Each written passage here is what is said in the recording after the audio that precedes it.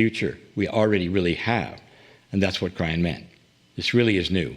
We've got work to do. And I'd now like to take one question before we go into a meditation and channel. And this question comes from Cheryl. Cheryl is in Sydney, Australia. And she's asking, with the new energy of compassion coming in, which Lee just explained, I'm finding this very hard with certain people. However, I have unlimited compassion for animals. How can I find the same energy for certain people? Well, Cheryl, here's the answer. Just spend time with animals. I'm sorry. Okay, this is such a true statement. Many are finding the comfort of animals far better than any human. You're not alone.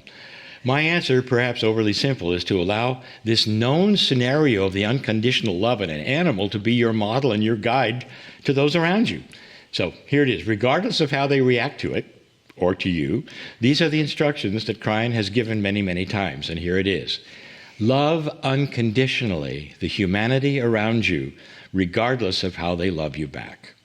So, you say that you're finding this hard to do? Me too, Cheryl. Me too. So let's acknowledge something. We are light workers, and this is called work, and now you know why. And you really don't know what happened, like after you leave somebody like that, what they do. It's to somebody you've shown compassion to.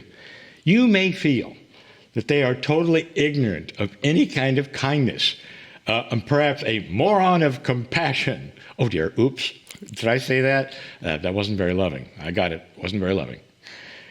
But let's be honest, that's often the way we feel, don't we?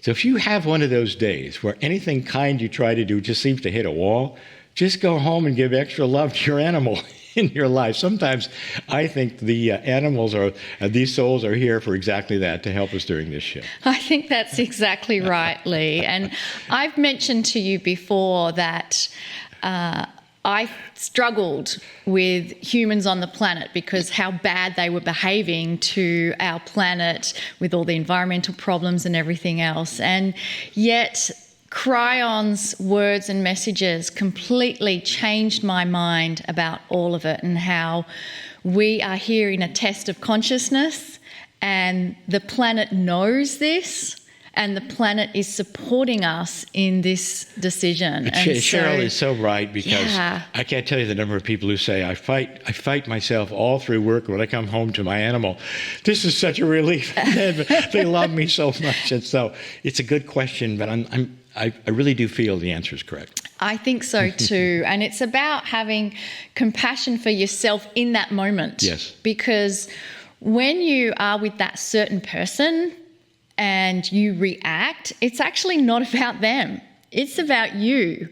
And then you don't like feeling like that. Well, at least I don't. I don't like feeling upset and angry and annoyed that this certain person is acting in a way that hurts me.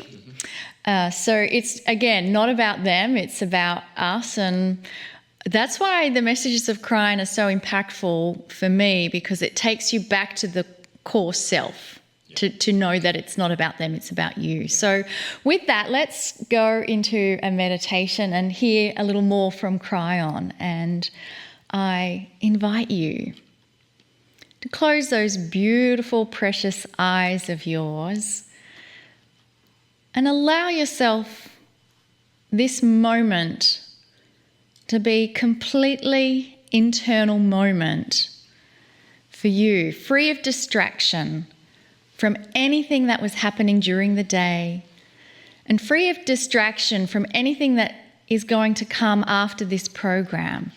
Just let all of those thoughts go into the background. You can still observe them if your mind wants to be busy with thoughts and intellect, but don't attach yourself to those thoughts. Just let them come in and go out. And the more you can keep your eyes closed and focused on the inside, the more your body can start to relax and realize that you deserve to have this moment where you can reconnect with the core essence that is within you. That unconditional love you feel from animals, it comes because it's connected in you. It doesn't come from the animal. They're just a conduit of you connecting with that essence of love that's inside of you. And so let's allow that to blossom by taking time whenever we need it to come back to that core essence of who we truly are.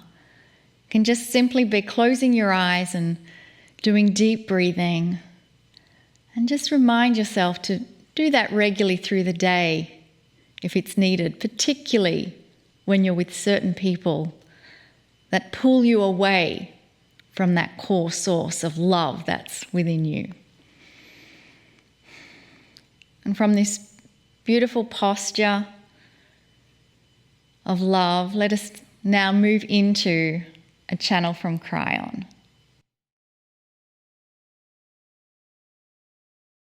Greetings, dear ones. I am Cryon of Magnetic Service.